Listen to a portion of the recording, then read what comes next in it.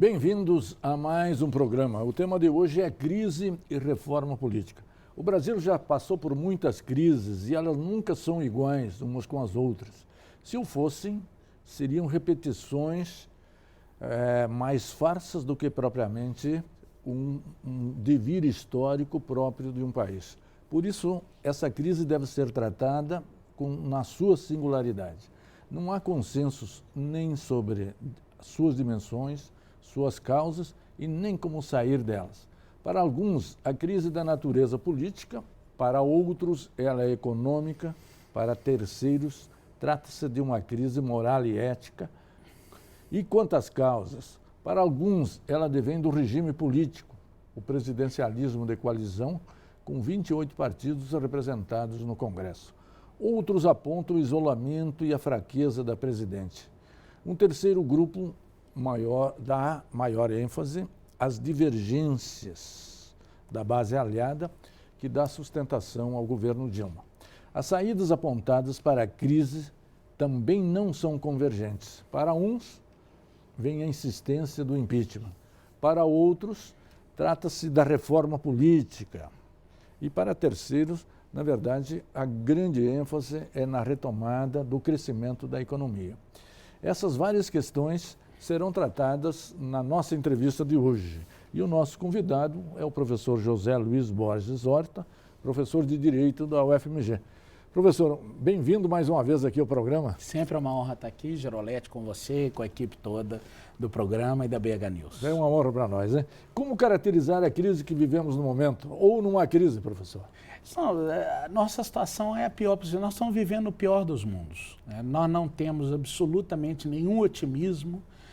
Nós atingimos um plano de estagnação colossal. Já acho que aquelas pessoas que nos assistem em casa dificilmente vivem um momento de otimismo nas suas próprias vidas ou de otimismo em relação ao jogo político, à vida política, ao futuro do país, ou seja lá que projetos nós possamos assumir como sendo projetos vitoriosos, né? Mas há uma grande questão.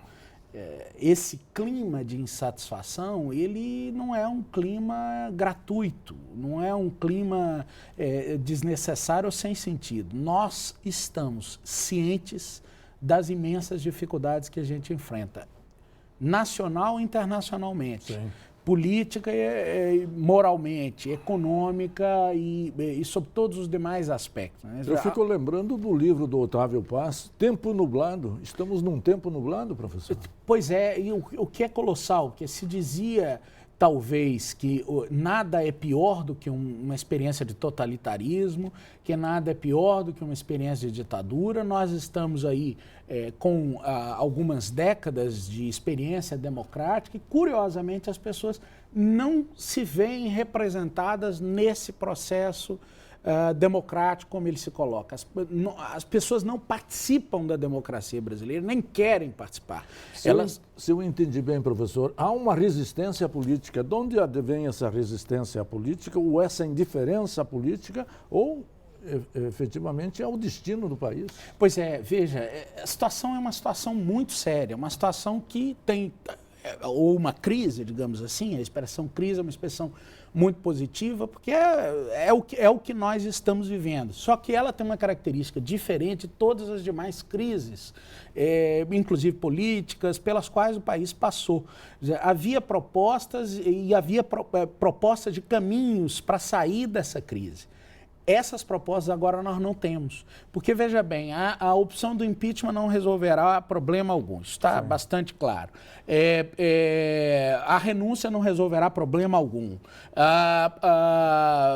Esperar parados até a próxima eleição presidencial no Brasil também não vai resolver coisíssima nenhuma. Sim. Acreditar que a Câmara dos Deputados, nesse esforço pelo protagonismo da Casa de Representação dos Brasileiros, vai equacionar o nosso problema, também definitivamente não parece ser um caminho. Ou seja, nós estamos numa situação horrorosa.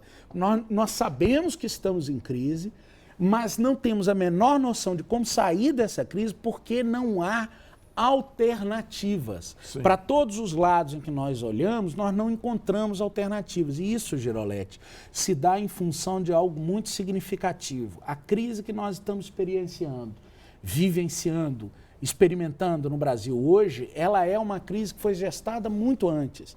É parte do processo de afirmação do que a gente chama de pensamento único ou de restrição dos limites da política, lentamente implementado no Brasil desde o primeiro governo do presidente Fernando Henrique. Já se vão 21 anos em que esse processo neoliberal vem se afirmando e se posicionando de uma tal forma que a gente olha um partido com uma história de esquerda até bonita, até simpática, até, enfim, meritória, e a gente olha o próprio grande partido que supostamente hegemonizou a esquerda brasileira, a gente vê que ele também não tem diferenças de alternativa em relação aos demais grandes atores partidários que o Brasil tem. Por quê? Porque o senhor diria que também o PT está em crise? Não, o PT não está em crise, o PT acabou. O ciclo de hegemonia do PT sobre a esquerda brasileira, que de certa forma, para muitos dos pensadores da área, impediu, tamponou, não permitiu que outras experiências de esquerda fluíssem no Brasil, esse ciclo, ou essa lógica, esse tempo, o tempo do Partido dos Trabalhadores como hegemônico numa certa esquerda ou na centro-esquerda, acabou. E acabou substancialmente porque o PT, como o PSDB e outros tantos, ouviram o que a gente chama de o canto da sereia neoliberal e acreditaram que era realmente preciso limitar as alternativas à disposição dos governantes e dos próprios políticos. E aí aconteceu uma coisa pavorosa. Nós desaprendemos a debater. Sim. Aliás, nós desaprendemos até a língua portuguesa. Existe uma ditadura do politicamente correto que está aí pairando contra todos nós e fazendo com que a gente não possa dizer o que a gente pensa, aliás, não possa pensar e não possa ouvir o outro. E eu chego a uma sociedade que é profundamente viciada, porque é uma sociedade paralisada, incapaz de debater ideias políticas, incapaz de pensar. Perfeito. Esse vazio, professor, também ocorreria ao nível da universidade, mas esse será tema do nosso segundo bloco desta entrevista. Um instante só, voltaremos já. Interconexão Brasil. Oferecimento: Sindicato dos Professores da UFMG. Interconexão Brasil. Oferecimento: Sindicato dos Professores da UFMG. Bem-vindos de volta. O nosso tema é crise e reforma política. No primeiro bloco, nós situamos, em linhas gerais, as razões da crise que nós vivemos. Encerramos o bloco falando, propriamente, da falta de debate, de perspectiva que existe na sociedade.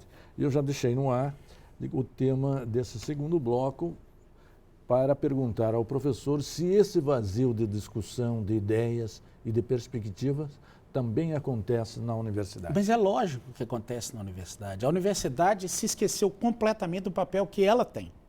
Hoje, nós olhamos uma universidade pública, olhamos uma universidade sustentada pelo Estado, como é a nossa universidade, a nossa casa comum, ou quaisquer das outras universidades, nós vemos professores excelentes, professores muito preparados, alunos excelentes, muito bem selecionados, mas uma incapacidade absoluta de debater as questões mais profundas, mais importantes. Quer dizer, a academia não foi capaz até hoje de oferecer uma alternativa efetiva ao neoliberalismo, por exemplo. Sim. Nós não temos isso, nós temos crítica, mas ao mesmo tempo, a própria universidade permite que essa contrição, essa contenção do espaço da política, do espaço do debate das ideias, continue acontecendo até um ponto que nós estamos hoje em dia na academia praticamente debatendo questões menores, questões que atendem a determinados grupos, mas que não conseguem transformar efetivamente o país em algo melhor. A universidade teria deixado de ser uma instituição crítica e ter virado uma instituição mais técnica, que ensina conteúdos e não perspectivas para o país e também para as pessoas. Porque de onde virão as soluções se não devem ser germinadas ao nível da universidade, ou pelo menos como um dos celeiros, né? Claro, mas não ela é o celeiro mais importante, porque supõe que a universidade atrai os cérebros mais capazes, mais competentes para essas iniciativas. E o que a gente vê, ao contrário, é que boa parte dos melhores quadros que a academia possui estão preocupados com questões realmente secundárias e não enfrentam os debates centrais. Por exemplo, nós não somos capazes de apontar no meio de toda essa crise que a política está acabando e que é exatamente em função do final da política que nós não temos mais condição de propor alternativa para a nossa própria vida. Nós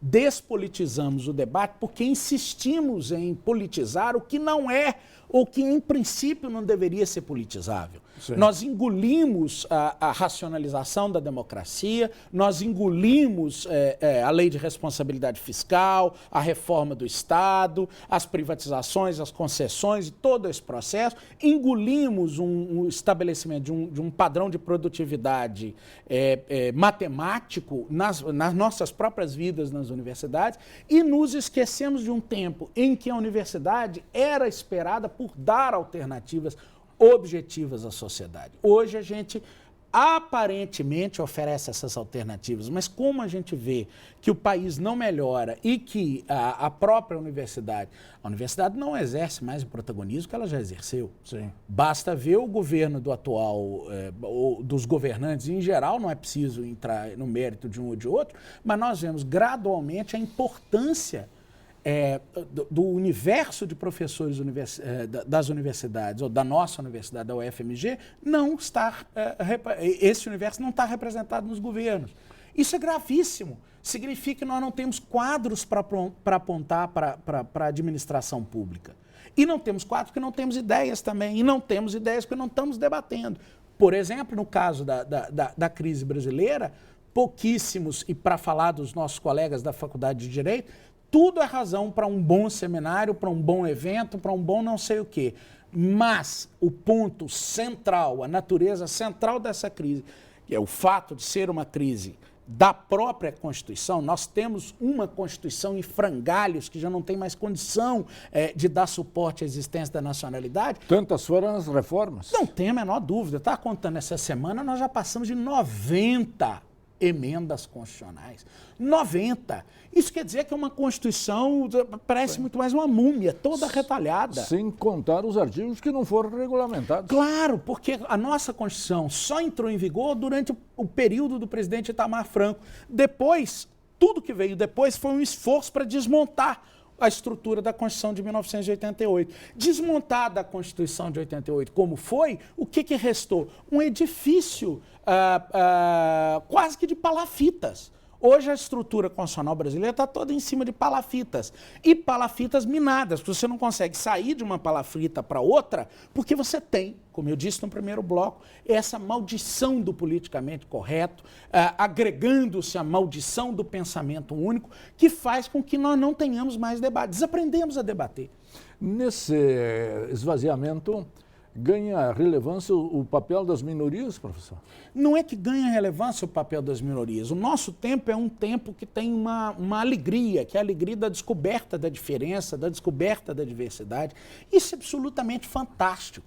Mas quando eu paraliso o ambiente universitário para discutir só questões que dizem respeito fundamentalmente à minoria, eu paraliso o país, como nas campanhas presidenciais recentes, onde a discussão central é se pode ou não pode abortar, se pode ou não pode ter casamento gay, se pode ou não pode haver determinados avanços pontuais para comunidades pontuais. Ora, isso é secundário.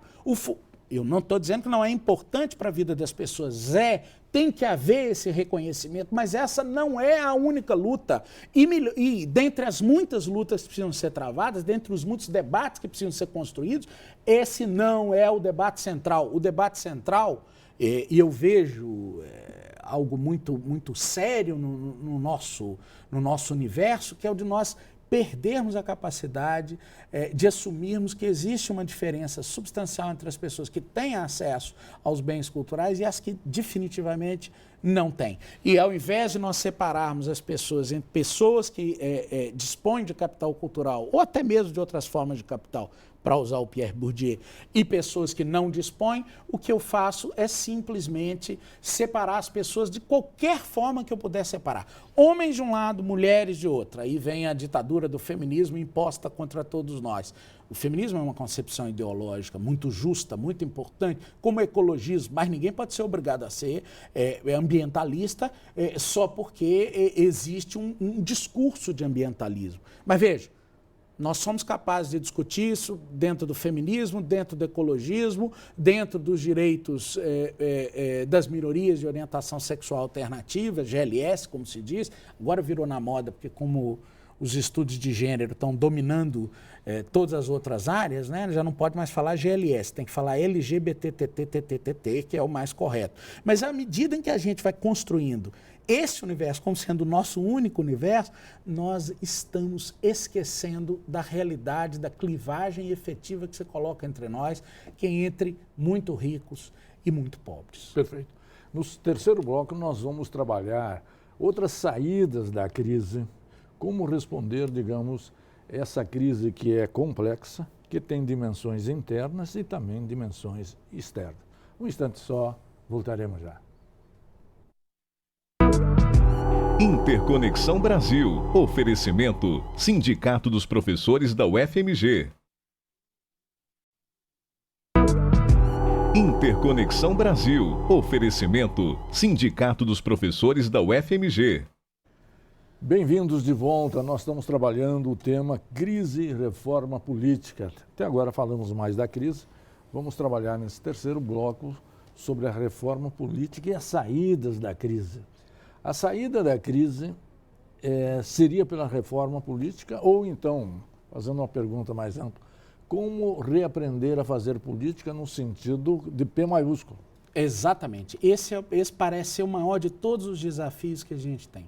Quer dizer, nós sabemos, por exemplo, que os nossos governantes não nos representam, nós não legitimamos os governos como eles se colocam, nós sabemos que os partidos políticos perderam a capacidade de nos representar em várias funções. As campanhas nos enganam? As campanhas são meramente enganadoras. Aliás, se o Código de Defesa do Consumidor se aplicasse às relações entre representantes e representados, nós teríamos um avanço colossal para a estrutura política do Brasil. Porque basta, mentiu, não era mentira, era propaganda enganosa, está fora, o TRE entrasse no meio e anulasse, o TSE anulasse os mandatos decorrentes de mentiras.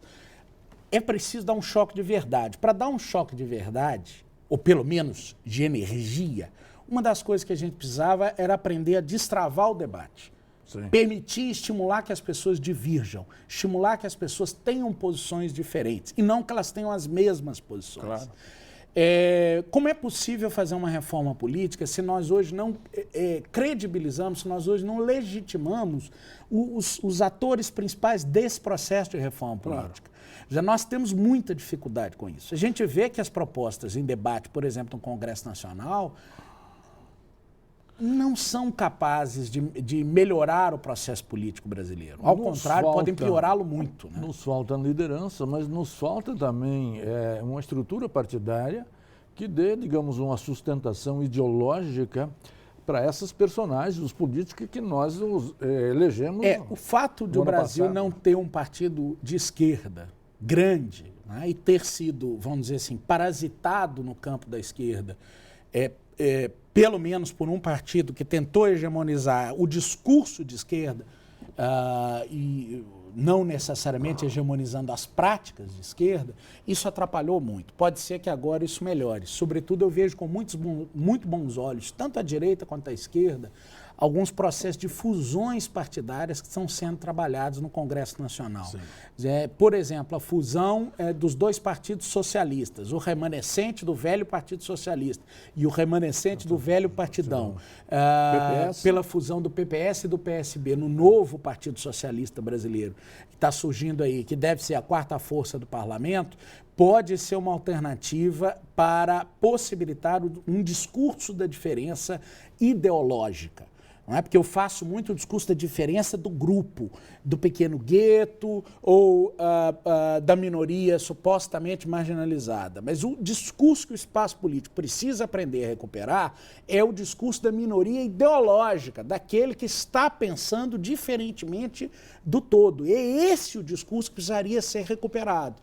Se nós não aprendermos que é possível divergir, que o dizer não ou dizer diferente é extremamente válido para o espaço coletivo, não vai adiantar nós fazermos reforma. Porque, veja bem, em que pese esses movimentos de unidade desses partidos, por exemplo, PSB, PPS ou o movimento de unidade que pela direita estão fazendo o DEM e o PTB, que também da mesma forma para disputar ser a quarta força do parlamento. E isso eles fazem, evidentemente, porque o PT, o PSDB e o PMDB gradualmente perderam credibilidade nessas décadas, né? Quer dizer, é como se a estrutura da nova república, Girolete, no fundo é ela que ruiu em 2013 nas ruas. No fundo é a Constituição da nova república que já não tem mais força. É o pacto, é o mundo da nova república que acabou. Mas para gerar um novo mundo, precisava ter um mínimo de debate político aberto. E é claro... Pois é, a ausência desse debate também não estimula, digamos, os movimentos de rua que eles tentaram voltar esse ano, né? Com as manifestações que nós tivemos em maio, em abril, mas a falta de uma perspectiva um pouco mais a longo prazo, de liderança e também, eventualmente, de articulação política desses movimentos da sociedade, com uma representação mais parlamentar, também não aponta muita saída por aí. Não, mas veja que as próprias pessoas que saem nas ruas nesses movimentos têm muito pouca noção do que elas estão fazendo lá. É legítimo, elas estão dizendo, está horrível a minha vida está ruim, eu não estou me sentindo representado, mas elas não sabem muito qual é o caminho dessa representação, sim, ou qual é o caminho para construir uma participação. E nós ficamos no pior dos mundos. Sim. Porque vai haver reforma política? Não vai haver reforma política. Nós vamos mudar muito pouca coisa. E se tiver uma reforma política de verdade, aí é melhor a gente se assustar, porque se vier o tal do distritão que está em discussão no parlamento, isso é o fim definitivo da possibilidade de diálogo, da possibilidade de construir uma política brasileira genuína, né? Temos que esquecer mesmo e pedir para reencarnar o Pedro Álvares Cabral, recomeçar o Brasil do zero. Não sendo possível essa alternativa, nós temos que tentar politizar todos os ambientes, o que significa fazer um enfrentamento direto. Quer dizer, precisa haver divergência, tende a haver divergência, tende a haver gente pensando ideias que não foram pensadas ainda.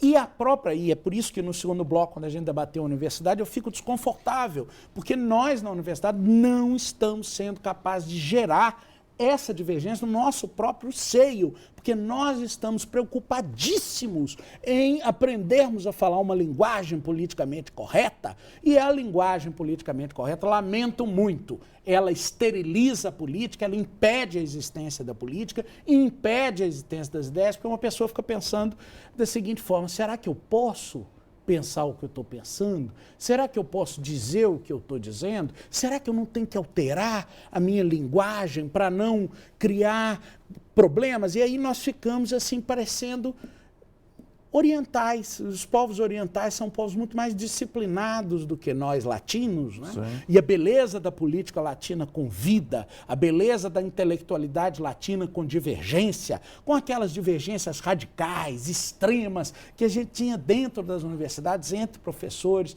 entre alunos, isso tudo acabou. E no campo do movimento estudantil? Está também despolitizando, professor? Se perderam há muito tempo,